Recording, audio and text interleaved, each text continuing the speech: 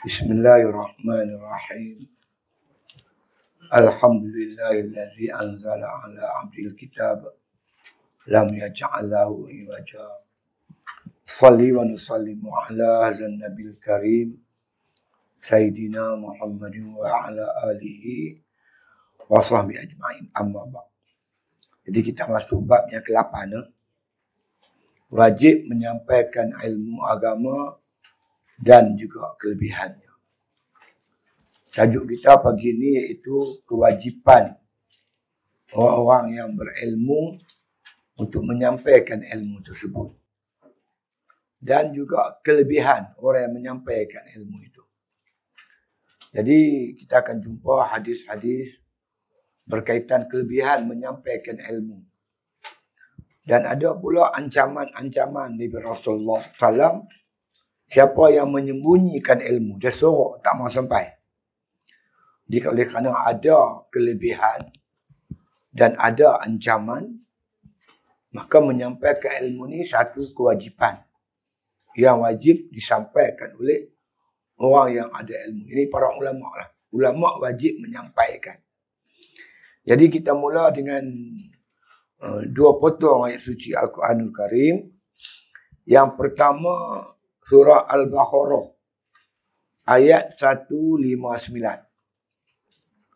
Firman Allah Ta'ala maksudnya, sesungguhnya orang-orang yang menyembunyikan apa yang telah kami turunkan daripada keterangan-keterangan dan petunjuk hidayah. Sesudah kami menerangkannya kepada manusia di dalam kitab suci, mereka itu dilaknat oleh Allah dan dilaknat oleh sekalian makhluk. Surah Al-Baqarah ayat 159. Jadi kita boleh tengok ayat tersebut. Dan ayat ni termasuk ayat-ayat yang dipanggil muhkamat. Ayat yang jelas. Ayat yang terang. Tak perlu pada pentakwilan. Kita baca pun, baca makna dia, baca ayat kita faham. Dia ada ayat ni ada dua. Yang pertamanya ayat muhkamat yang jelas. Satu lagi mutasyabihat yang sama-sama. Yang sama-sama ni perlukan penjelasan lah, pentakwilan. Yang muhkamat ni jelas, terang. Kita baca pun, kemudian kita baca terjemahan dia, dengan mudah kita boleh faham. Firman Allah Subhanahu wa taala, innal ladzina yaktumuna ma anzalna minal bayyinati wal huda. Innal ladzina yaktumun, orang-orang yang menyembunyikan, yang sorok, ma anzalna, yang kami turunkan kepada mereka itu, minal bayyinat, daripada keterangan-keterangan yang jelas. Jadi ayat ni berkaitan dengan ulama-ulama Yahudi yang menyembunyikan isi kitab Taurat. Bani Israel yang menyembunyikan isi kandungan kitab Injil. Disebut sebagai al-bayyinat. Keterangan-keterangan yang jelas. Ya, disebut al-bayyinat. Wal huda.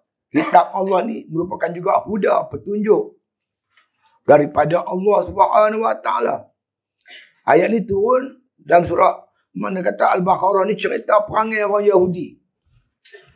Suka menyembunyikan isi kandungan Taurat. Bani Israel suka sorok isi kandungan sebenar kitab Injil. Pada mereka ni Allah turunkan ancaman. Innal ladzina yaktumuna ma anzalna minal bayyinati wal huda.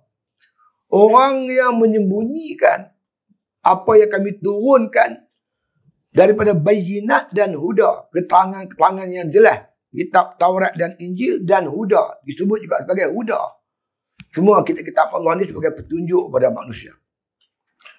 Jalan betul, jalan salah. Mana yang betul, mana salah. Mana yang hak, mana batil. Min ba'di ma bayyannahu linnas fil kitab. Setelah kami ni hantar Rasul cerita sejelas-jelasnya kepada manusia. Bukan Tuhan turun kitab tu gitu saja. Allah hantar bersama-samanya Rasul. Kalau Allah turun kitab Zabur, ada Nabi Daud. Untuk menguraikan apa isi kandungan kitab Zabur. Kalau Allah turunkan Taurat, Allah hantar Nabi Musa. Cerita secara jelas.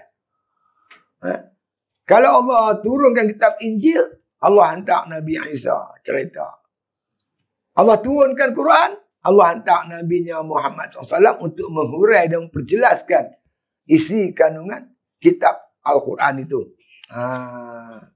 Tapi mereka ni setelah makna Allah turunkan kitab, Allah hantar Rasul. Rasul dah jelas apa semua. Ada di kalangan ulama-ulama mereka ni yang menyembunyikan isi kitab tu. Duk sorok tambah cerita kat orang. Cara yang benar. Ulaika yal'anahumullah. Mereka yang duk sorok ni, mereka dilaknat oleh Allah. Wa yal'anahumul la'inun, dan melaknat oleh segala yang melaknat. Ingat, bila Allah laknat seorang tu, bukan Allah saja laknat. Seluruh isi alam laknat. Malaikat laknat. Ikan di laut laknat. Pokok tumbuh-tumbuhan laknat. Cacing dalam lubang pun laknat. Tapi bila Allah Ta'ala rahmati kita, yang lain semua rahmati kita. Inna Allah malaikatahu wa alas samawati wal ardi. Hatta al-namlata fi hujriha wa hatta al-husa fil bahri. Ayusalluna ma'alimin nasil khair. Nabi kata, sesungguhnya Allah dan para malaikat, serta isi 7 petala langit dan isi 7 petala bumi. Sehingga akan ikan-ikan dalam laut, alam air, semut-semut dalam lubang, semuanya berselawat kepada orang yang menyampaikan ilmu agama. Bila Tuhan rahmati seorang tu, habis semua pakat rahmat. Bila Tuhan laknat, habis semua laknat. Jangan main dengan bab ni. Siapa dia? Orang yang menyembunyikan kitab. Walaupun ayat ni dituju kepada makna kata Bani Israel, tapi maksud dia umum.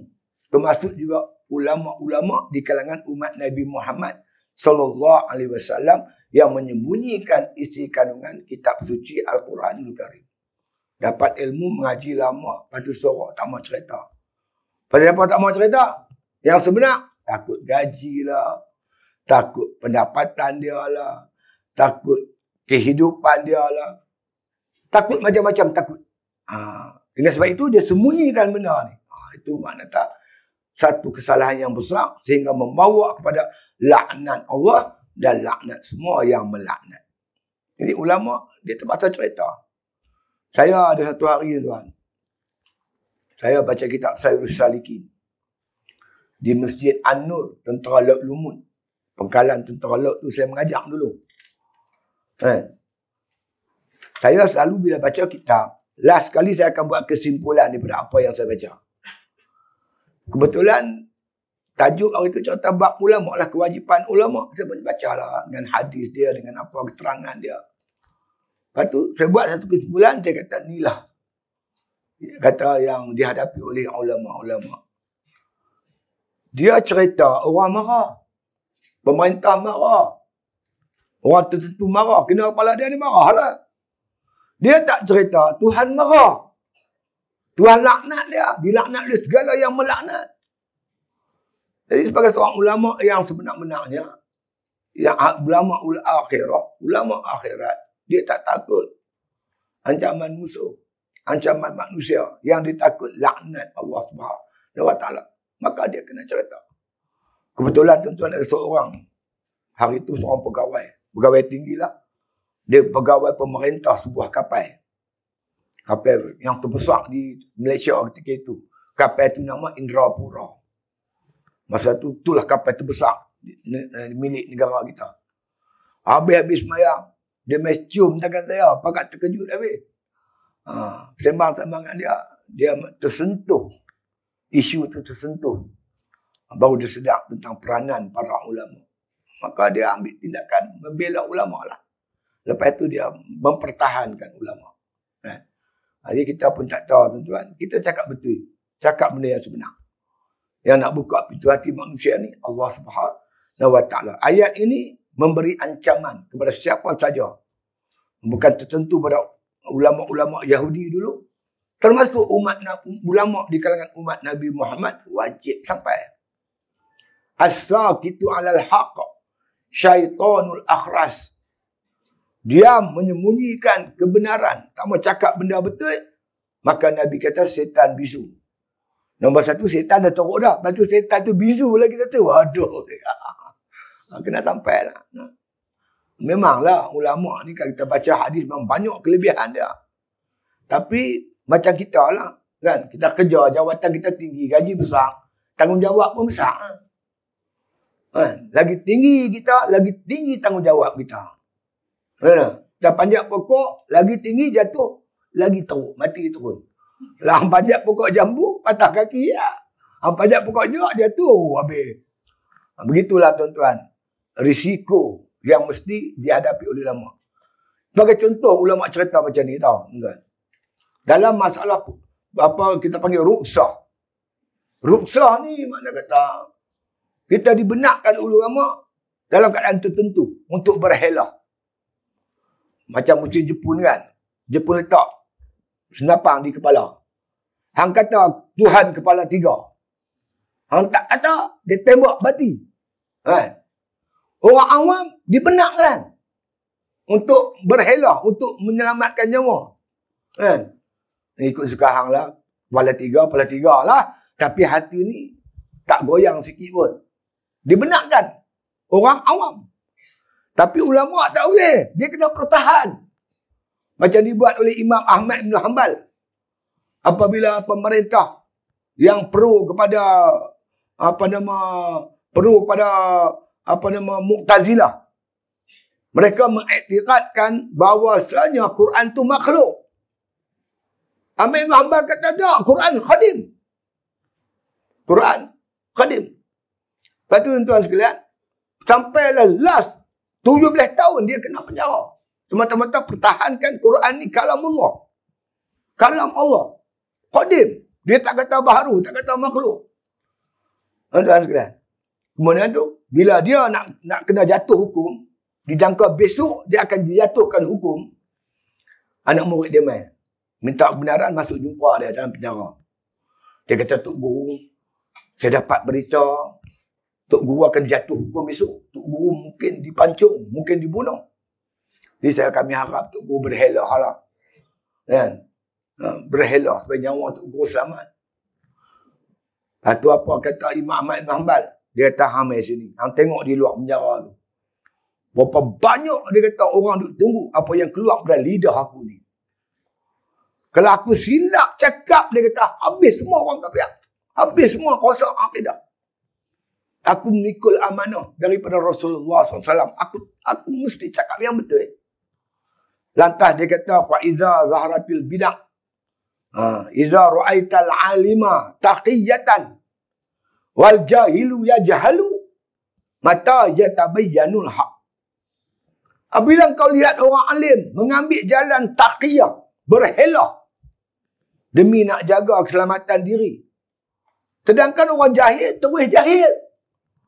Mata yatabayyanul haq, bilakah kebenaran akan tertegak. Demi Allah dia kata, aku sanggup mati. Demi memikul tanggungjawab ulama. Demi menyelamatkan akidah ummah. Besok pagi tuan, jadi bawa depan khalifah. Ahmad bin Hanbal, apa hukum kalau orang kata Quran tu makhluk? Ya, dia kata, wahai khalifah, tidak syak lagi. Siapa cakap macam tu? Orang tu kafir, dia kata. Khalifah kata, bunuh. Hari itu juga khalifah jatuhkan hukum bunuh. Takdir Allah, tuan-tuan. Besok nak kena bunuh, nak kena pancung. Malam tu khalifah mati. Allah ambil nyawa khalifah. Naik khalifah baru, bebaskan Ahmad bin Hanbal. Jadi kita semua kena faham tanggungjawab ulama. Tengok orang dia tak faham tanggungjawab ulama. Ulama cakap betul. Dia ada hujah, ada Quran, ada hadis dia, ada kitab dia. Ini bahina ulama. Ni yang terbaru bubuh gambar Tok Guru Haji Hadi atas selipar. Hampa pijak selipar macam pijak muka dia. Sampai pangkat tu dia hina. Yang tak pernah dibuat oleh penjajah dulu. Jadi kita maka Sebagai seorang Islam, kita kena kenal ulama, kita sayang ulama. Kita bantu ulama, tolong ulama. Dan pertahankan makna kata ilmu-ilmu Islam ni. Kerana kita kena faham bahawa mereka ni bercakap benar semata-mata memikul tanggungjawab yang dipikul oleh Allah ke atas diri mereka. Nabi bersifat sidik kan. Ulama kena sidik juga, kena benar juga. Benar segi percakapan dia, perbuatan dia dan diam dia. Dia tak boleh ikut rentak suasana, keadaan. Dia mesti bertegas mempertahankan ilmu-ilmu agama. Ya. Itu ayat yang pertama. Surah makna kata Al-Baqarah 159. Kita ambil ayat kedua pula. Dan ingatlah, ketika Allah mengambil perjanjian setia daripada orang-orang yang telah diberikan kitab. Iaitu demi sesungguhnya hendaklah kamu menerangkan isi kitab itu kepada umat manusia. Dan jangan sekali-kali kamu menjembunyikannya. Surah Ali Imran ayat 187. Wa iz akhadallahu mitsaqal ladzina utul kitaba linubayyinannahu lin-nasi wa la taktumunahu. Ya. Wa iz akhadallahu, ketika mengambil perjanjian oleh Allah. Wa iz akhadallahu al-mitsaq. Ya. Ingatlah ketika Allah mengambil perjanjian allazina utul kitab kepada mereka-mereka yang kami turunkan kitab. Bila Allah turun kitab kepada Nabi Musa, Allah telah mengikat perjanjian. Ni kitab ni aku turun ni satu amanah kepada Nabi Musa. Dan kamu, kewajipan kamu, linubayyinannahu linnas. Supaya kamu menerangkan pada manusia. Kitab Taurat ke, kitab Injil ke, yang Allah turunkan kepada Nabi-Nabi, Quran ke, Zabur ke, bila Allah turun, maka Allah ikat perjanjian dengan Nabi-Nabi tersebut. Apa perjanjian itu? Linubayyinannahu linnas. Wajib kamu sampaikan. Sebab itu Nabi semua bersifat tabligh. Menyampaikan apa yang Allah suruh sampai. Bagi kitab, kamu kena sampai. Wala taktumunahu. Jangan kamu sembunyikan. Dia turun nul lah. Kitab itu Allah hantar turun pada Nabi. Nabi sampaikan kepada umat.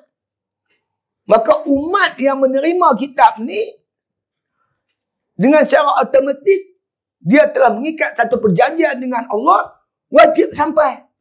Tak boleh sorok. Linubayyinannahu linnas. Kena cerita, kena hurai. Kena bagi tahu kepada manusia.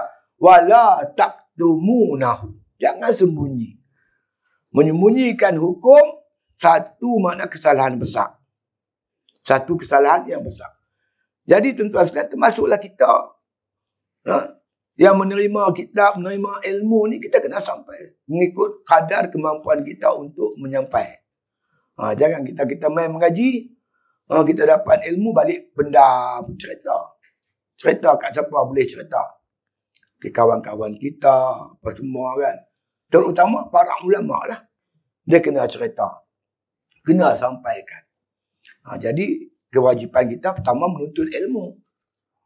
Yang kedua dah dapat ilmu kena cerita. Jangan sorak. Jangan sorak. Kena cerita. Semua kena berperanan. Sebagai makna kita tahu orang yang berilmu kena berperanan. Setakat kemampuan kita lah. Setakat kemampuan ilmu yang ada pada kita kena sampai. Jangan sorak.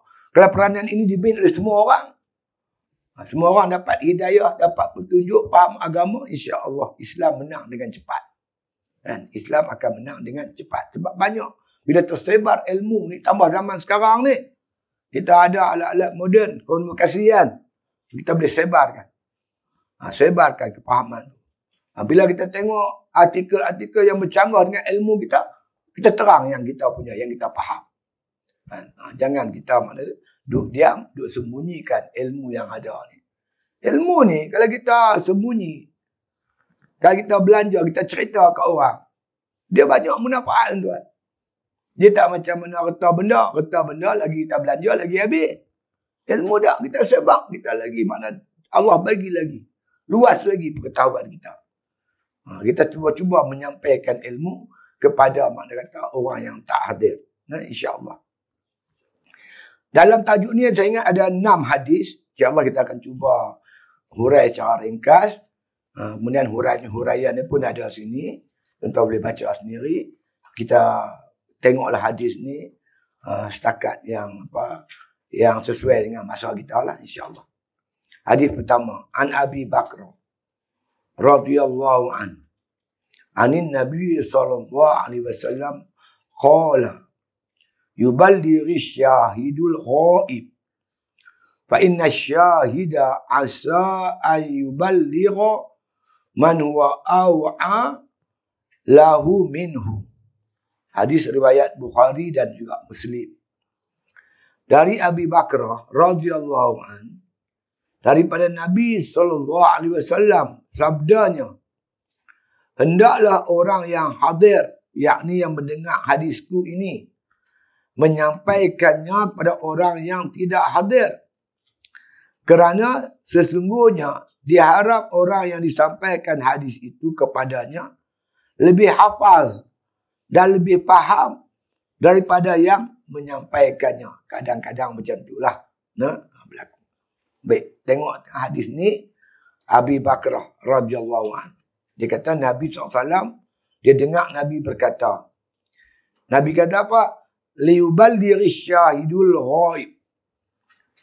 Jadi bila Nabi cerita kat sahabat-sahabat ni, Nabi kata mudah-mudahan supaya makna kata hadis apa yang aku cakap ni disampaikan kepada orang yang ghaib, yang tak hadir. Sembang-sembang Nabi cerita apa-apa, segi hukum ke apa semua. Nabi cerita mudah-mudahan supaya aku cerita kat kamu ni, supaya kamu sampaikan benda ni kepada orang yang tak hadir. Kalau maknanya kita kata Nabi seorang, Nabi cerita kat 10 orang. Kalau 10 orang ni cerita kat 10 orang, kat datang dia jadi 100. 100 ni cerita lagi kat dia boleh jadi makna kata berkembang, ilmu tu berkembang. Kenapa ilmu tu berkembang? Dengan sebab yang dengar tu sampai menyampai. Maka dia jadi berkembanglah pengetahuan tu. Ilmu tu berkembang. Itu dia. Fa inna syahida, sungguhnya orang yang makna kita kata, orang yang makna kata yang disampaikan hadis tadi. Kita cerita kat orang yang kita sampaikan tu. Kita A, kita cerita kat B. Kemungkinan B ni asa ayyuwallira man huwa lahu minhu. Mungkin orang yang kita cerita tu, dia makna kata, dia terlebih makna kata hafaz, dia lebih pelihara, lebih faham daripada kita. Contoh tadi saya makan singgah minum kopi tu. Saya bawa kita baca kitab Usul Dakwah tempat Ustaz Fadli. Baru ni, hari Sabtu baru ni. Saya bawa tajuk bagaimana kita nak berdakwah, nak menyampaikan ilmu yang kita dapat. Dia ada satu buku khusus yang ditulis oleh Dr. Abdul Karim Zaidan. Cerita Uslubud Dakwah, teknik-teknik dakwah. Macam mana kita ni. Kita baca buku tu, insya-Allah kita boleh faham. Mungkin kita ada satu semangat untuk berdakwah, tapi kita tak tahu cara nak berdakwah. Buku tu cerita tentang telok-belok, tentang kerja-kerja dakwah. Jadi rupanya ada seorang sahabat hadir. Dia lalu tengok kereta saya pun singgah berhenti. Dia pun cerita, dia ni jemaah tabligh. Kan? Jemaah tabligh. Lepas tu dia kata, betul lah Ustaz. Kadang-kadang kita keluar dakwah, kita tak ada ilmu dakwah. Dia kata. Dia pun ceramah kat saya pasal dakwah pula balik. Jadi makna kata, kalau kita sampai ke orang, bila kita cerita ke orang, mungkin yang kita cerita tu kena pada orang dia. Memang dia buat kerja-kerja tu.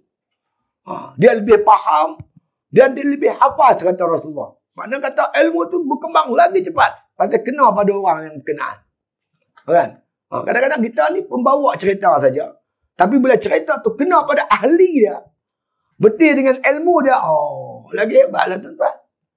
Jadi tu peranan kita tuan-tuan yang dirahmati sekalian, kita cerita. Apa yang kita dapat kita cerita ke orang. InsyaAllah kena pada orang dia.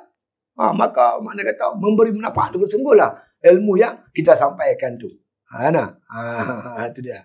Saya kata bak dakwah pada tabligh. Memang kerja ada betul dah. Tu saya kata bagus dah kerja tabligh ni. Pergi rumah-rumah, saya apa tak mampu nak pergi rumah setiap rumah orang. Kan? Kita pergi tu ada yang orang terima dengan baik, ada yang orang kata pelik-pelik. Awak, hanya aku tak tahu nak pergi masjid. Nak bayar pagi, apa? Hanya aku tak sayang. Oh, dia rekah kita. Kan kita orang cakap itu, kita tak ingin lah. Tapi tabligh tu senyum begitu. Ada orang tabligh cerita kata, dia gelap perempuan. Kan? Di sana berlaku di, di Selangor lah tuan. Satu masjid. Buat tabligh ni, dia pergi sebuah masjid tu. Pergi masjid tu dekat ni kita jalan kapal nak pergi ke Sementar. Tempat tu nama Sementar. Kapal nak pergi Kelang tu ada masjid Sementar belah kanan tu. Jadi orang tabligh biasalah pergi duduk masjid tu. Pergi duduk masjid tu apa semua. Kemudian tuan-tuan, hari hujan. Kan, hari hujan. Pengurusi masjid tak bagi dia duduk di masjid. Tak bagi tak apalah, angkatlah dengan periuk-periuk dia tu pergi duduk di anjung kaki lima masjid. Dia suruh keluar. Hujan tu. Jemaah tabligh kata, kami insya-Allah kalau hujan seriat ni kami keluarlah, kami pergi masjid lain. Gitulah cakap dengan baik lah. Oh tak boleh, kena keluar lah juga. Ada seorang abang ramai tu, dia tu baru ikut tabligh. Dia ni masuk lokap, masuk penjara, keluar penjara, sampai polis dah kenal muka dia. Dia diam. Bila kau tu cakap lebih, dia tombok Dia tombok kawan tu, pengurusi masjid terpelantin. Pengurusi masjid start motor pergi balai. Panggil polis. Polis pun kenal kawan yang tombok. Saya ni tok reta saya nak jadi baik ni. Bukan tok tak kenal saya. Kan? Saya apa tak buat? Minum arak, mencuri. Macam-macam saya buat. Lah ni saya nak jadi baik. Ikut tabligh, kita nak buat baik. Nak semayang, nak duduk masjid pun dia tak bagi. Tunggulah saat dia kata, kami nak beredak. Lama polis pula duduk tashkil kat pengurusi masjid pula. Jadi mereka tu ada niat yang bagus. Cuma ada lah sikit-sikit yang tak kena tu. Kita bagi kena, itu je lah. Jangan tolak mereka terus. Tak boleh. Mereka ada bagi sumbangan ke arah menyampaikan dakwah. Alhamdulillah. Jadi anak-anak muda yang ikut tabligh ni kita alu-alukan lah. Kan? Kita menyempurna kat Islam ni. Masing-masing buat peranan masing-masing insya-Allah. Baik, kita masuk hadis yang kedua. Ya, hadis ni agak masyhur. Kita selalu dengar lah insya-Allah. Ya. An Abdullah ibn Amr radhiyallahu anhuma. Anin Nabi sallallahu alaihi wasallam.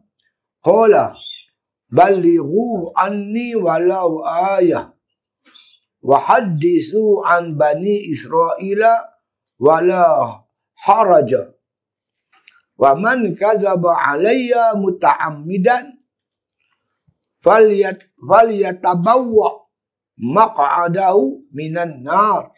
Hadis rawahu Bukhari wal Muslim. Bermaksud daripada Abdullah bin Amr radhiyallahu anhuma, daripada Nabi sallallahu alaihi wasallam, bermaksud sampaikanlah apa yang kamu dapat daripadaku walau satu ayat sekalipun, dan ceritakanlah apa yang sampai kepada kamu itu dari hal Bani Israel, dan dalam pada itu tidak ada salahnya kalau kamu tidak ceritakan. Dan ingatlah, siapa yang berdusta terhadapku dengan sengaja, maka hendaklah ia menyediakan tempatnya dalam neraka. Hadis riwayat Bukhari dan juga Muslim. Hadis ini tuan-tuan, Nabi kata balighu anni walau ayat. Sampaikanlah daripada aku walaupun satu ayat. Kan? Kita bukanlah macam saya kata kuliah sejam. Bukan semua kita dapat sikit. Sikit pun sampai. Kita sampaikan benda yang sikit pun kita sampaikan. Adalu alal khairi kafa'ili, kata Nabi. Siapa tunjuk jalan kebajikan, macam dia buat. Kita pergi cerita ke orang tu tertarik. Hang dapat hadis ni di mana? Allah, aku pergi tempat ustaz tu. Aku dengar lah. Tiap-tiap hari. Ada kuliah duha. Kita pun cerita kat dia gini. Mungkin Allah ketika tu Allah nak bagi hidayat kat dia. Terbuka hati dia. Dia pun main mengaji. Ayanglah datang mengaji ni bukan sikit pahala. Kan? Hingga malaikat kembangkan sayap dia pada penuntut-penuntut ilmu. Innal malaikata la tad'u ijnihataha li talibil ilmi ridaan bima yasna. Sesungguhnya kata Nabi, malaikat ni mengembangkan sayap dia, menghampakkan sayapnya kepada penuntut-penuntut ilmu. Ridaan bima yasna. Kerana apa? Kerana suka perbuatan depa menuntut ilmu tu. Kita keluar rumah, malaikat dah kembang sayap. Tak nampak lah.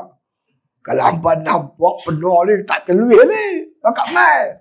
Tak nampak. Tapi kita yakin apa Nabi kata. Kita mai keluar rumah, balik rumah.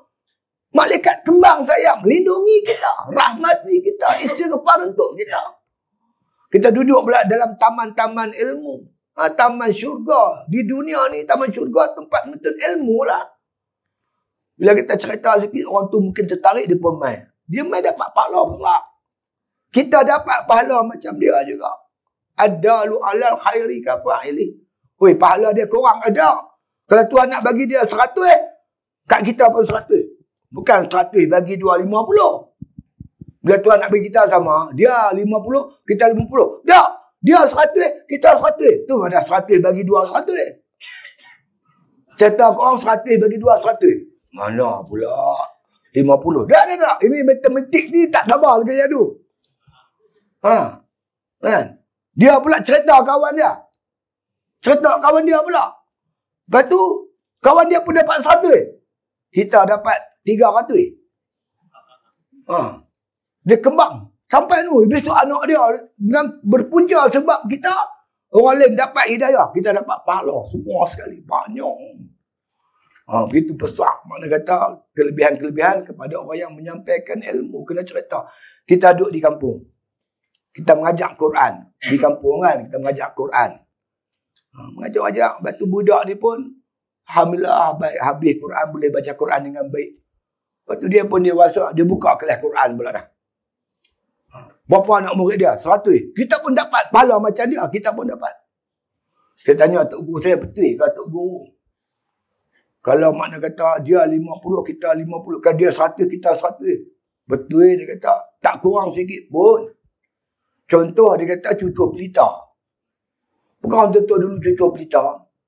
Dulu saya ingatlah masa kecil-kecil. Nak beli Ko Happy pun tak ada duit. Tumpang cucur pelita rumah tu, rumah ni. Ni pelita kita menyala. Orang main ambil pelita baru, cucur pelita kita. Awak lampu dia kurang lah. Api dia kurang lah. 10, 100. Main cucur pun duduk terang apa tu. Dia tak ada kurang bila orang cucur, balap. Cucur lagi sekali, balap. Duduk terang apa tu lah. Tu makna kata hebat ni Islam ni. Oleh itu, kita janganlah makna menyembunyikan. Kita cerita. Biar cakap. Cerita ke orang. Hampa tak pirogi lah. Macam-macam ada. Fiqah ada, usuluddin ada, tafsir ada, hadis ada. Tak kena duit lepas tu. Percuma. Kita kempen bagi semangat dia sikit dia main. Bila dia mari, alhamdulillah. Kita yang ajak tu dapat pahala. Tu makna kita pentingnya kerja-kerja dakwah. Balighu anni walau ayat.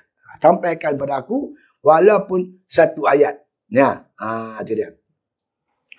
Wa hadithu an Bani Israel. Itu dia. Dan kamu ceritakan makna kata. Cerita Bani Israel. Nabi banyak cerita tentang Bani Israel. Pengajaran untuk kita. Mereka ni tuan-tuan sekalian. Ada yang disebut Hawariyun. Yang tolong Nabi Isa. Yang bantu Nabi Isa. Ada juga yang menyeleweng. Macam-macam. Terdiri daripada ulama-ulama mereka. Yang mengubah kitab Taurat, ubah kitab Injil, ramai juga. Ini Nabi Isa ibaratkan mereka ini macam pengayak. Tahu ayak tepung? Kamu jangan jadi macam pengayak ayak tepung. Apa ada pada ayak tepung? Kita buat tepung, kita ayak-ayak yang keluar cantik tak? Cantik. Yang tinggal ulat, sekam. Yang tinggal semua merapu. Yang keluar semua cantik. Dia tak? Ada ulama jenis macam tu. Yang keluar macam mulut dia. Memang hebat. Kita dengar tu kira meleleh yang mata. Mari kita bayang tahajud. Tahajud di pahala dia besar. Pam. Tapi dia sendiri tak bangkit. Mari kita bersedekah. Pahala sedekah. Bagi Quran. Pam. Tapi dia kedekut tak bangkit. Kedekut baik. Ada tuan. Nama ulama ni ulama saya panggil ulama elemen. Tahu kata buat elemen. Elemen, ulama elemen. Dia ni tuan kerja pergi mengajar, orang pagi dia mengajar. Dia bukan pergi ke surau tu kan. Dia tunggu tepi jalan raya. Assalamualaikum, Cik Malik. Ya, saya dah sampai dah. Cik Malik ni penganjur. Penganjur program di surau tu. Saya sampai dah tepi jalan ni. Ustaz tak boleh masuk ke surau tu ke Ustaz? Ustaz ada kereta. Lah, kereta ni baru. Baru buat elemen. Jadi masuk tak lagi dia lari. Elemen lari. Dia kata ulama elemen. Ini ulama elemen. Ustaz Patiakan kata ulama macam ni luka pipi di embusan bayu, luka jari di tan setera. Bayu ni lembut, kena embus segak. Tapi dia tak boleh. Kena bayu sikit pun terkoyak pipi. Luka pipi di embusan bayu. Sutera ni lembut. Tapi luka jari di litan sutera. Ulama ni ulama kurang daya tahan. Tak boleh masuk kampung sikit. Elemen lari. Apa dah. Kereta aku terbalik semua. Kita janganlah kira sangat ilmu ni kan. Bikarlah Nabi-Nabi dulu yang mati berada Nabi Zakaria, Nabi Yahya. Nabi sendiri perang. 27 kali perang. Nak menyebarkan Islam. Kita elemen lari pun kita bisil. Yang ni yang masalah kita tuan-tuan. Tuan-tuan tengok tu. Kristian tu daripada Amerika. Dia duduk tuan-tuan dalam hutan Sabah tu berpuluh-puluh tahun. Daripada muda sampai ke tua. Untuk mengkristiankan satu hutan tu. Tuan-tuan pergi rumah Panjang. Kristian saja. Pasal apa? Mereka susah payah mengembangkan agama mereka. Terdekat agama kita ni, tuan betul. Kita pula tak mau buat korban macam tu. Cuba kita sama-sama berani masuk hutan, sampaikan dakwah begitu gini. InsyaAllah Islam akan berkembang dengan pesat. Ni masuk jalan kampung pun takut. Habis ya. Itu dia. Wala haraja, dan makna kata dan dengan tidak rasa berat. Nak menyampaikan, nak cerita apa yang kita dapat ni, jangan terasa berat. Takut orang tak terima ke apa. Kita cerita saja. Nak terima tidaknya, itu serah pada Allah Subhanahu wa ta'ala. Kita sampaikan saja. Jadi. Wa man kadzaba alayya. Bang siapa pula dusta terhadapku. Dia dusta. Apa yang Nabi sampai, dia cerita kot lain pula dah. Dia bohong. Lain Nabi kata, lain dia pas sampai. Cakap betul dah. Kita boleh buka video. Apa ucapan Al-Fadli Sya'ari di parlimen. Dia cakap, saya ulang banyak kali. Tak mana tak betul dia cakap. Dia kata, ini KWSP ini bukan bajet, bukan belanjawan. Kan? Ini KWSP ini polisi kerajaan boleh bincang di luar bajet bila-bila macam dulu. Dapat keluarkan duit KWSP mana akaun 2 kan. Mana ada bajet, tak bajet boleh. Boleh keluar itu benda bukan masuk bajet. Begitu juga moratorium. Yang kita pinjaman bank, kereta semua kan.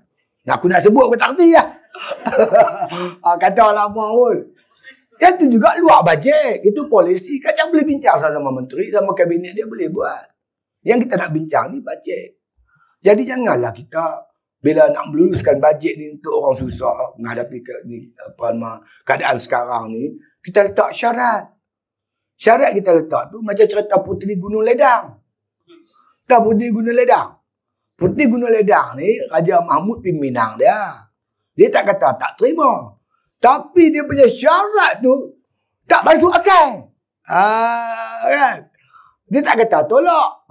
Apa jambatan mas daripada istana pergi sampai Gunung Ledang. Satu. Lepas tu 70 satu mangkuk darah nyamuk. Hai, satu mangkuk ni banyak mana nyamuk nak tangkap ni. Lepas tu pula satu mangkuk kuman. Hati kuman. Kuman ni budak kecil. Kuman. COVID virus ni. COVID-19 ni. Coronavirus ni.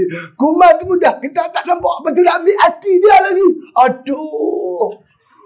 Nak darah pula. Anak Sultan Mahmud. Darah dia semangkuk. Semua ni syarat-syarat yang tak menasabah.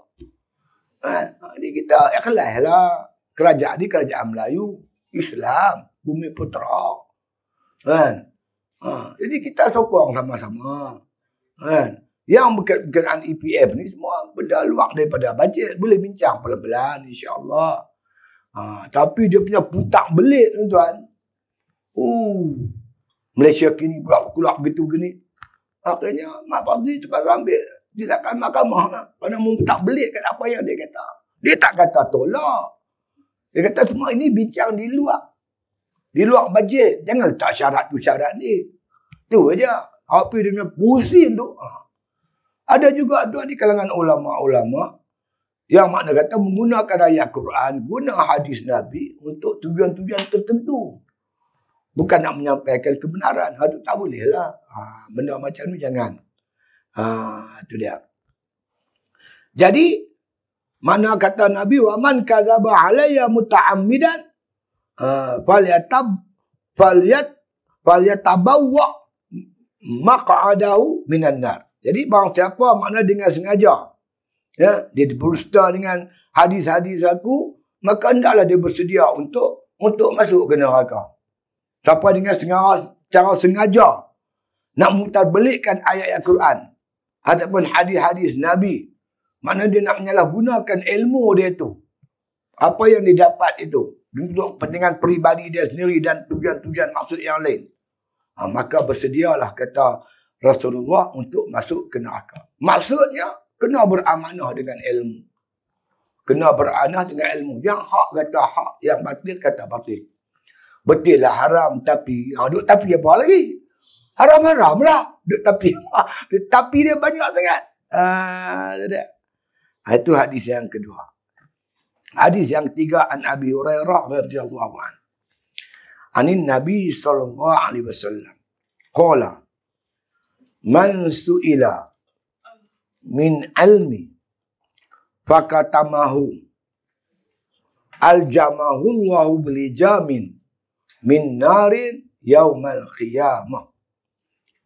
Daripada Abu Hurairah radhiyallahu an, daripada Nabi sallallahu alaihi wasallam, sabdanya, siapa yang ditanya kepadanya mengenai sesuatu ilmu lalu ia menyembunyikannya, nescaya Allah mengekangkannya mulutnya dengan kekang daripada api neraka pada hari kiamat.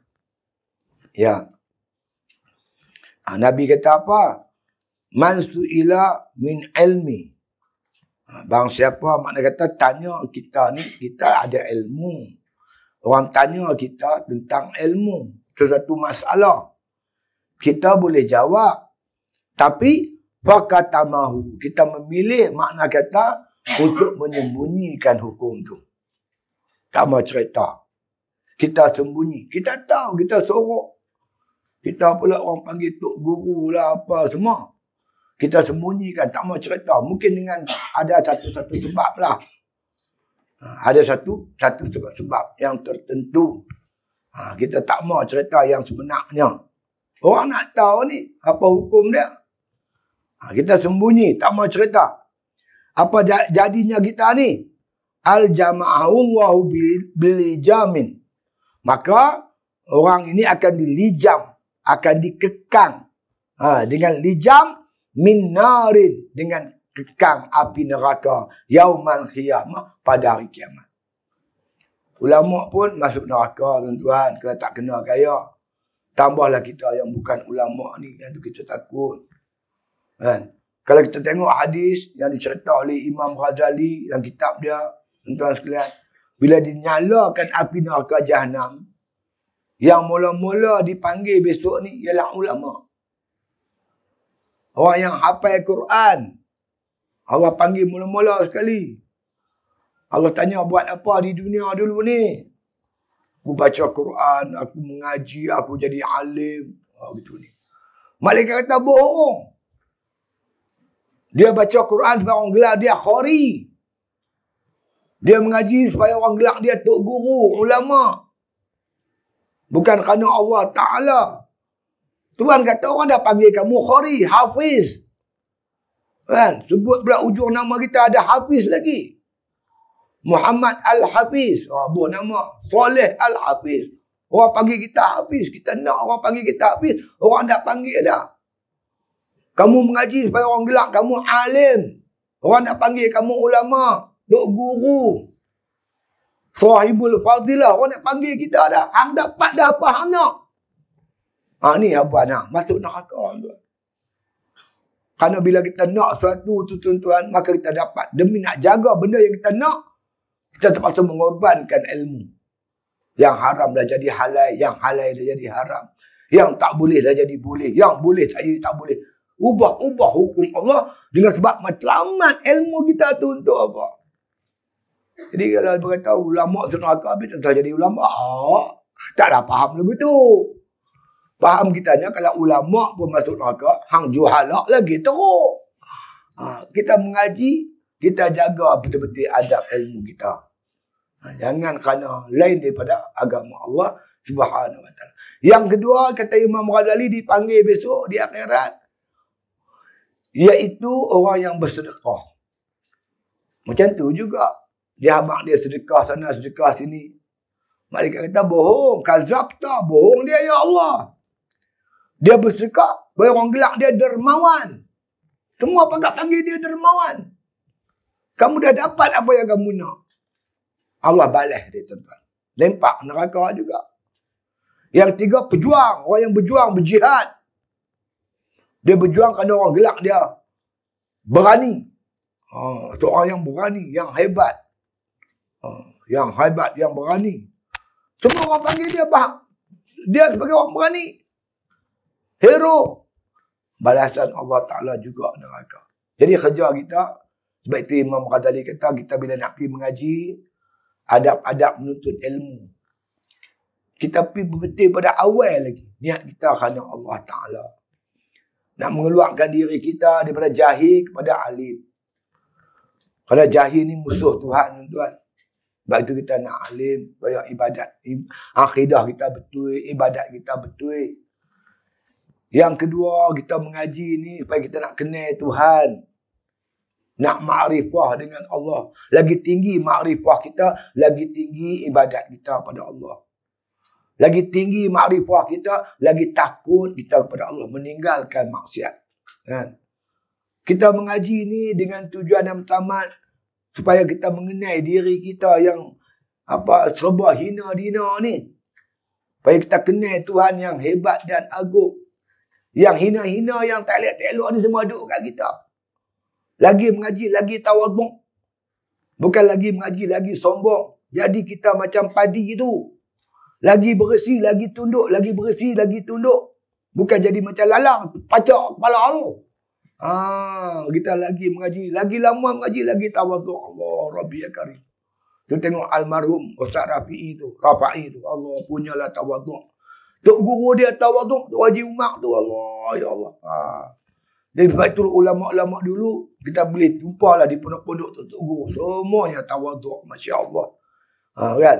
Kita mengaji ni, kita nak kenal kelemahan diri kita. Semayang kita tak betul, hingga kita bagi betul. Puasa kita tak betul, bacaan Quran kita tak betul. Dengan mengaji ni, kita nak betul amalan kita bagi elok. Kita mengaji juga, kita nak kenal tipu daya setan. Setan pandai tuan. Dia pandai sungguh tipu kita. Dia kata buat apa? Duduk kalut-kalut. Tengok ni muda-muda apa ni duduk mengaji. Buat apa? Esok pencen tu ramai lah.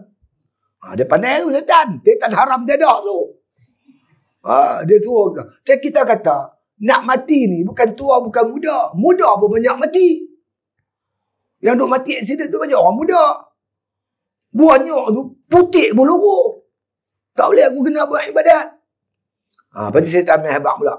Buatlah ibadat pelan-pelan. Duk main mengaji hari-hari buat apa? Setahun 3 kali cukup lah. Isra' Mi'raj, Badul Rasul, apa lagi? Setan Arab jadab tu. Banyak orang kena tipu dengan dia. Kita kata mana boleh cukup 3. Kena banyak. Ibadat ni kena banyak. Pasal apa? Perjalanan jauh. Dalam kubur dia berapa ribu tahun nak duduk. Pada masyarakat lagi.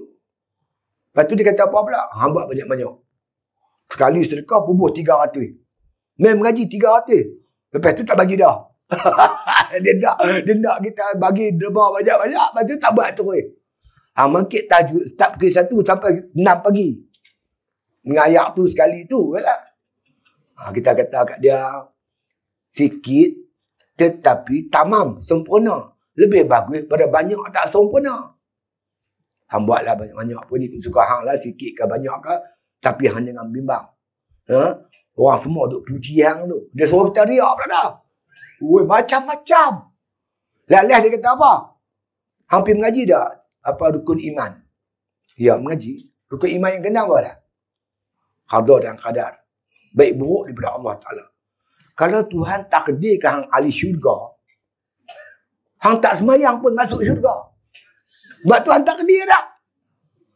Kalau hang ahli neraka, hang semayang pun masuk neraka. Tuhan dah takdir. Betul tak rukun iman? Ya juga. Boleh ke dia? Boleh ke dia? Maka kata Imam Ghazali, jawab olehmu. Kalau dengan sebab aku semayang, aku tutup aurat, aku baca Quran, aku berjuang di jalan Allah. Dengan sebab tu aku masuk neraka, aku redha. Daripada aku masuk neraka kerana aku berzina, aku mencuri, minum arak. Kalau dengan sebab aku semayang, aku buat baik, aku masuk neraka, aku redha. Tapi dalam Quran aku tak pernah jumpa ayat bahawa orang buat baik ni masuk neraka. Mana ada? Tunjuk kat aku satu. Innal ladzina amanu wa amilus solihat lahum jannatun tajri min tahtihal anhar. Allah sebut Quran cukup banyak ayat. Siapa beriman, beramal soleh baginya syurga. Mana ada ayat orang semayang, orang beramal soleh masuk neraka? Mana ada? Hanya kan tipu aku lah. Bagi berajar apa boleh. Innal ladzina fatanul mu'minina wal mu'minat summa lam yatubu falahum azabu jahannam walahum azabul harik. Orang buat fitnah, laki-laki perempuan, dia tak bertobat, bagi dia neraka yang dahsyat azab dia. Jadi aku yakin ni janji Allah. Allah tak akan mungkar janji. Aku yakin. Hanya untuk tipu aku dah. Aku bagi berajar mampu. Jadi bila kita mengaji-mengaji, kita jumpa semua ni kan. InsyaAllah. Jadi itulah kelebihan. Jadi bila ditanya orang, kata Nabi, man su'ila min ilmin. Bila orang tanya kita tentang ilmu, tentang hukum, kita tahu. Fakatamahu, kita sorok. Apa jadi pada kita?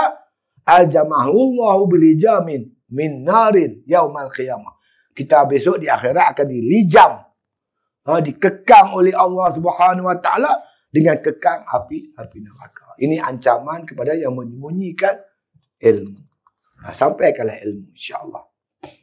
Hadis seterusnya daripada Ibnu Mas'ud radhiyallahu anhu. Ya. Ani bin Mas'udin. Bila sebut Ibnu Mas'ud ni tuan, masya-Allah. Dia ada sakit nak mati ya. Sakit nak mati ya. Lepas tu orang tanya dia, Ibnu Mas'ud tak tinggal harta ke kat anak-anak? Tak tinggal harta kat anak-anak ke? Aku dah tinggal, dia kata. Aku tinggal kat mereka apa nama surah Al-Waqi'ah. Sebab aku pernah dengar Nabi kata, bacalah surah Al-Waqi'ah. InsyaAllah rezeki kita akan luas. Kita ada tahfiz, suruh nak murid baca setiap hari Al-Waqi'ah. Di rumah kita pun macam tu. Kita bacalah hari. Tiap-tiap pagi, tak kira baca. InsyaAllah rezeki kita akan diluaskan oleh Allah Subhanahu Wa Ta'ala. Bukan luas ni mesti banyak. Sikit pun cukup, insya-Allah. Berkat. Yang tu yang pentingnya. InsyaAllah. Kita kerja-kerja lah. Jangan baca Al-Waqi'ah. Tak kerja pula. Lagi duduk berjaga roti canam. Aku dah baca Al-Waqi'ah. Bukan tu. Kita kerja-kerja macam biasalah. Tapi dengan baca surah ni insyaAllah datang keberkatan. Cukup insyaAllah. Kalau banyak pun tak cukup. Dia ada sajalah. Pecah tayar lah, enjin rosak lah, overhaul lah, kena saman speed trap lah. Dia macam-macam. Dia tak cukup itu. Tapi berkat ni, walaupun sikit tapi insyaAllah. Kan? Keberkatan daripada Allah Ta'ala yang penting. InsyaAllah. Ibnu Mas'ud kata apa? Anin Nabi SAW. Daripada Nabi SAW. Qala, kata Nabi. La hasada illa fisna'ini. Yang fisnataini. Rajulin atahullahu malan. Fasallatahu ala halakatihi. Fil haq. Warajulin atahullahu al-hikmah.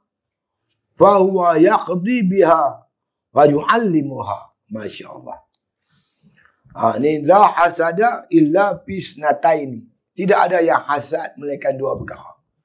Hasad ni pada asasnya dicela oleh syarak. Tapi hasad ni Tuhan tak cela. Nabi tak cela. Hasad ni boleh. Boleh hasad. Nak hasad boleh. Hasad apa? Yang pertamanya rajulin, laki-laki. Atahullahu malan. Laki-laki ni Allah bagi dia harta. Fasallatahu ala halakatihi fil haq. Dia tidak makna kita menghalang harta tu pada jalan hak. Dia makna dia suka sedekah lah. Dia infakkan harta tu jalan Allah Ta'ala. Kita tengok orang suka bersedekah, kita dengki kat dia, kita hasad kat dia. Aku pun nak jalin lagu dia, nak sedekah. Dia kami ya.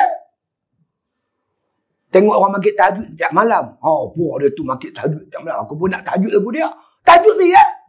Lepas nak bawah kat hang. Yang hasad tak boleh. Ni duk kacau harta benda orang. Kan? Tengok orang banyak orang tu meniaga, maju kedai dia, dia hasad. Hasad lagu mana? Pi sana calon tu pi cari Tok Bomo siam. Tok Bomo tu kata, "Mai malam Selasa bawa mai kat aku tengkorak orang mati." Kita buka kubur katuk tengkorak pecah kepala, bawa sekepil. Bawa pi kat dia. No, hamai malam Selasa nan jangan lupa. Dia pun noneng. Hampir letak kedai dia. Malam Selasa pukul 12 malam ketat. Jangan bagi siapa tengok. Buat-buat jadi sungguh. Tutup kedai kawan tu. Tu hasad tak kena kaya. Ni hasad ni. Kita tengok orang tu bersedekah. Kita pun nak sedekah lagu dia. Tu tak apa, dipuji. Tak apa. Dan juga warajulin. Laki-laki atahullahu hikmah. Allah bagi dia hikmah, kebijaksanaan, ilmu dan hikmah. Kebijaksanaan mana ilmu yang mendalam. Fahuwa yakhdi biha wa yu'allimuha. Dan dia mana tunaikan hak ilmu, dia sampaikan, dia didik orang, dia mengajar pula kepada orang. Kita cemburu kat dia. Kita pun buka pondok. Dia buka pondok, kita buka pondok. Banyak pondok lagi bagus.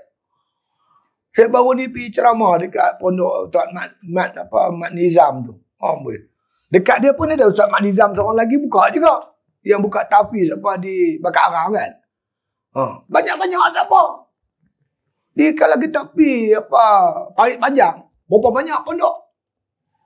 Kita tuju arah Baling, pondok Haji Rafa'i.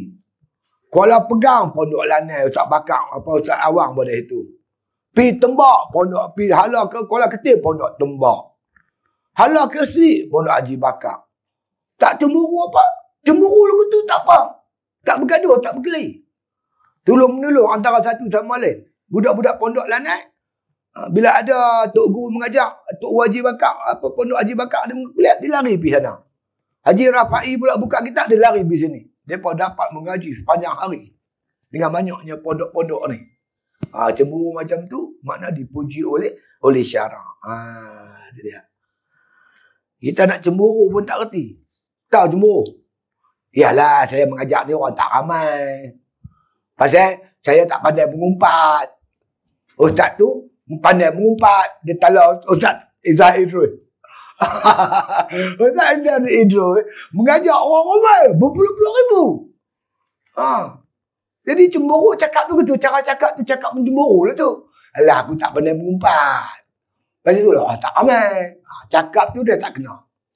Kita pula, bila tengok anak muda duk pergi dengar kuliah Ustaz Azhar tu, kita seronok lah. Kita tak boleh nak tarik, dia pandai tarik. Syukur. Budak-budak muda mula jadi baik. Kita macam tu. Kan? Bertolong-tolong, bekerja sama ke arah kebaikan. Kan? Itu dia. Hadis seterusnya, an Abi Hurairah radhiyallahu anhu. An Nabi sallallahu alaihi wasallam qala man da'a ilal huda ila hudan kana lahu minal ajri mislu wujuri man tabi'ahu la yankhusu zalika min ujurihim syai'an wa man da'a ila dhalala kana alaihi minal ismi mislu asami man taba'ahu la yankhusu zalika min asramihim syai'an. Rawahu Muslim wa Abu Dawud wa Tirmizi. 3 ulama riwayatkan hadis ini. Masya-Allah. An Abi Hurairah bin Abu Hurairah radhiyallahu anhu Nabi sallallahu alaihi wasallam, di Nabi sallallahu alaihi wasallam qala, kata Nabi. Apa Nabi kata? Man da'a ilal huda, siapa yang menyuruh kepada petunjuk. Dia baca Quran, baca hadis, cerita ke orang. Ambil kata-kata ulama agar orang yang dengar tu dapat petunjuk, bimbingan, petunjuk daripada Allah Ta'ala. Itu dia. Kana lahu, maka adalah baginya minal ajri, daripada pahala, mislu ujuri, seperti mana pahala orang yang kita seru tadi ni, man tabi'ahu, seperti mana orang yang mengikut. Bagi contoh, kita ajak cerita orang tu bab semayang. Dia asalnya semayang tak betul. Kita cerita bagi betul. Dia pun ikut kita. Maka dia dapat pahala. Kita dapat pahala macam dia dapat. Macam mana dia dapat, kita pun dapat banyak tu lah. Itu dia. La yankhusu zalika min ujurihim syai'an. Tidaklah khus, tidaklah makna, tidaklah berkurangan pahala dia tu. Sikit pun tak kurang. Macam didapat oleh orang tu. Macam saya cerita tadi, kita ajak dia main mengaji. Dia main mengaji. Kita dapat pahala macam dia dapat. 2 orang kita ajak. Seorang dapat 100, seorang dapat 200. Kita dapat 200. Tapi tak nampak lah. Kalau nampak, jenuh pikir-pikir lah. Tapi Nabi hebat begitu. La yang khusu dalika min ujurihim syai'an. Tak kurang sikit pun. Sikit pun pahala. Macam tu orang dapat, macam tu lah kita dapat. Tu dia. Sebaliknya, wa man da'a ila dhalalah. Siapa pula ajak orang buat jahat. Kana alaihi minal ismi. Adalah baginya daripada dosa. Mislu asami man taba'ahu. Dia pun dapat dosa macam orang tu buat dosa juga. Kita ajak orang buat dosa, buat sesat, benda tak betul, benda salah. Dia berdosa, kita berdosa macam dia berdosa. La yankhusu zalika min asamihim syai'an. Tak kurang sikit pun. Macam mana dia berdosa? Kita berdosa macam itulah, kata Nabi sallallahu alaihi wasallam. Ad-dalu 'alal khairi kafa'ili. Siapa suruh jalan kebajikan, dia dapat pahala macam orang buat. Begitu juga kita menyuruh orang ke arah kejahatan. Kita pun dapat dosa macam dia buat juga. Baik itu kita bersama-sama berlumba-lumba ke arah kebaikan. InsyaAllah mudah-mudahan makna kata kita itu, tuan, kita pun terkejut. Kan? Kita terkejut. Ini macam mana ulama tulis kitab. Ulama dulu banyak tulis kitab. Dia dah mati lama dah. Tapi dia tinggal kitab. Kita baca kitab dia. Dia duduk dalam kubur tu, duduk dapat pahala itu. Imam Ghazali dah 1000 tahun dah meninggal. Tapi kitab dia dibaca sampai sekarang. Bayangkan besarnya pahala yang dia dapat. Kita mengaji, kita beramal ikut panduan Imam Ghazali. Dia dapat berapa banyak? Imam Syafi'i, ulama-ulama dulu, Syekh Daud Al-Qahtani, meninggalkan khazanah kitab yang banyak. Kita baca kitab dia, kita amal kitab dia. Maka dia di sana dapat pahala cukup banyak. Kan? Sebab itu bagi ulama saya nasihatkan, makna buatlah kerja Islam. Tak payah kira. Jangan utamakan harta benda duit ringgit. Kalau orang bagi kita duit sikit, kita tak pi. Bila duit banyak baru kita pi. Kalau itu Islam berkembang di pekan je lah. Di kampung tak berkembang. Kampung mana ada duit, kita pergi mengajar, dia bagi RM50.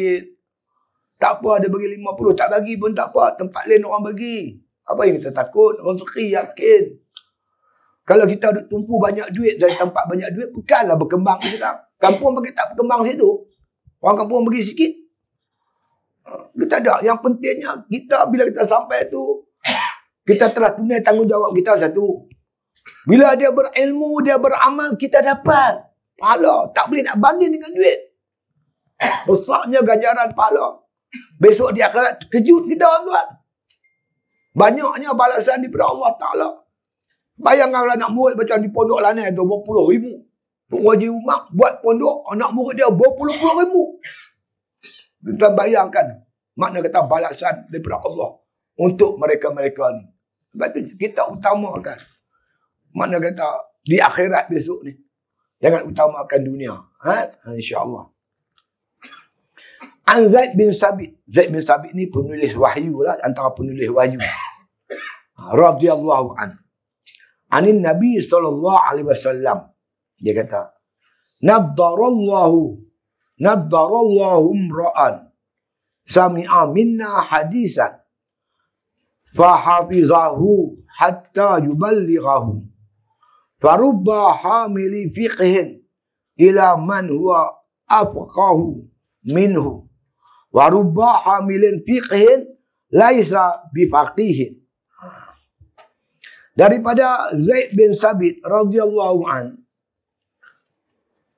daripada Nabi SAW sabdanya, semoga Allah Ta'ala menyerikan wajah dan memperelokkan keadaan orang yang mendengar daripada kami sebarang hadis. Lalu ia memeliharanya dengan ingatan atau dengan tulisan, supaya ia dapat menyampaikannya kepada orang lain. Kerana boleh jadi ada pembawa sesuatu hadis tentang hukum pada orang yang lebih faham daripadanya. Dan boleh jadi juga pembawa satu hadis hukum itu, ia sendiri bukanlah orang yang memahaminya. Itu dia. Riwayat Tirmizi dan Abu Daud. Ini hadis daripada Zaid bin Sabit. Nabi SAW kata, Naddarallahu ra'an sami'an minna hadisan. Mudah-mudahan Allah serikan muka orang yang makna kata mendengar hadis daripada aku. Nabi cerita, orang ni catat, dia hafal, dia tulis, dia jaga elok-elok. Jadi Allah doakan dia mudah-mudahan dia ni berseri-seri muka. Artinya orang yang dirahmati oleh Allah Subhanahu wa Ta'ala. Ya. Fahafizahu, dia pelihara hadis ni baik-baik. Mungkin dia hafaz, dia ingat, ataupun dia tulis. Hatta yuballighahu, kemudian dia sampaikan pula hadis tu. Orang mai cari hadis, dia tak sorok, dia cerita, aku dengar Nabi kata begini, aku catat. Dan aku ingat sampai sekarang apa yang Nabi kata. Dia pun ceritalah dekat orang. Ya. Tapi orang Arab ni, kelebihan dia begitu, dia kuat hafal. Saya baca cerita Imam Syafi'i tuan. Dia nak pergi mengaji dengan anak murid Imam Abu Hanifah. Abu Hanifah meninggal pada hari dia dilahirkan. Imam Syafi'i dilahirkan, hari itulah juga Imam Abu Hanifah meninggal. Jadi Imam Syafi'i tak sempat jumpa Imam Abu Hanifah. Dia sempat jumpa Imam Malik. Ahmad bin Hanbal mengaji dekat Imam Syafi'i. Dia pergi ke Baghdad tuan. Dia nak pergi cari anak murid Imam Abu Hanifah. Dia nak mengaji kitab Imam Abu Hanifah. Kemudian dia sampai di Baghdad waktu malam. Dia singgah masjid. Kemudian datang polis. Tangkap dia. Bawa pergi jumpa Khalifah Harun Rashid. Rashid kata, siapa kamu? Dia penabak lah. Kan? Muhammad Idris. Muhammad bin Idris. Bin. Dia ni keturunan dia sampai Nabi Muhammad. Bin lagi sampai Nabi Adam. Tuan-tuan, dia boleh ingat keturunan dia. Nama dia, nama pak dia, nama tok wan dia. Sampai tok nenek dia. Sampai Nabi Adam pun ingat. Kita ingat. Hang nama apa? Siddiq. Bin Muhammad Nur. Bin Yunus. Bin Ibrahim. Satu ya. Sebab tok wan saya nama Junai. Pernah saya tanya tok wan, pak tok wan nama apa? Pak tok wan nama Ibrahim. Saya pun ingatlah. Siddiq bin Muhammad Nur, bin Yunus, bin Ibrahim. Lepas tu, Wallahualam. Tengok orang nama tok wan ni apa dia tak tahu. Orang Arab ni tak tahu lah dia punya ingatan tu. Habis tu, mereka meriwayatkan, mereka simpan hadis tu, mereka ingat sungguh. Ambil kat siapa. Mereka ingat. Kan? Jadi, kamu dengar hadis aku ni, kamu hafal, kamu catat, pelihara elok-elok. Farubba, ya. Kadang-kadang, hamili fiqhin. Dia kata, ila man huwa afqahu minhu. Kadang-kadang, makna kata, yang menanggung hadis ni, dia faqih. Dan dia boleh cerita ke orang. Warubba hamilin fiqih laisa bifaqih. Kadang-kadang kita ni tuan-tuan dengar cerita aja hadis, tapi kita tak faqih dengan hadis tu. Ada orang yang dengar dia memang bidang dia. Ada hadis berkaitan dengan ilmu fiqh, ada hadis berkaitan dengan ilmu tauhid, ada hadis berkaitan dengan ilmu tasawuf. Jadi bila kita cerita kat dia, kena bidang dia memang hebat. Jadi oleh itu sampaikanlah kepada siapa juga mana yang minta kita sampaikan hadis, jangan menyembunyikan. Itu dia. Saya kata tu saya kot no, habislah. InsyaAllah. Jadi untuk pahaman yang lebih jelas, kita boleh baca lah huraian-huraian dalam dalam buku ni, insyaAllah. Apa yang pentingnya, kita kita maklumlah kita ni dah tua kan lah. Kita pun sekat yang kita boleh lah. Tapi tanamkan azam. Kalau makna kata kita ada anak, ada cucu, kan? Kita berazam untuk supaya anak kita, cucu-cucu kita, zuriat kita menjadi orang yang alim sungguh-sungguh. Dapat mewarisi ilmu-ilmu. Kan? Kita ni maklumlah kita saat ni lah kan lah. Kita nak hafal Quran pun hafal yang atas, lupa yang bawah. Macam saya lah nak hafal, tapi kita ada anak. Kita bagi anak kita hafal Quran. Kan? InsyaAllah. Itulah saja untuk kita pagi ni, mudah-mudahan memberi manfaat kepada kita bersama insyaAllah. Bismillahirrahmanirrahim. Ya.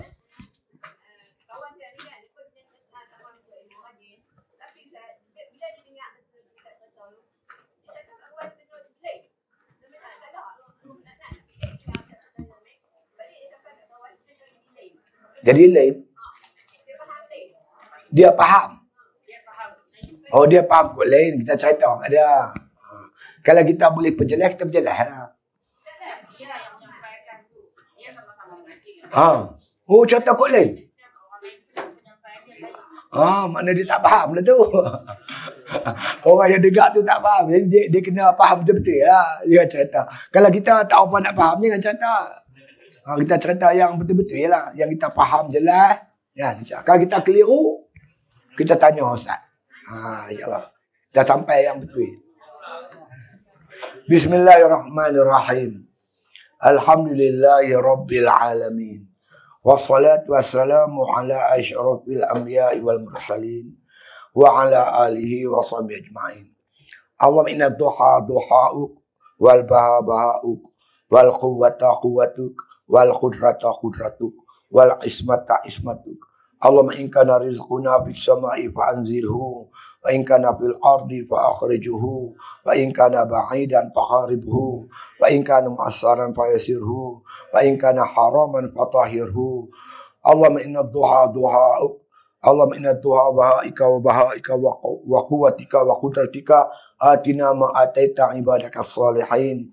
Allahumma arzuqna hubbak wa hubba man ahabbak wa hubba ma yuqarribuna ila hubbik waj'al hubbaka ahabba ilaina minal ma'il barid. Wa sallallahu ala khairi khalqi Muhammadin wa ala alihi wa sahbihi wasallam walhamdulillahi bil alamin.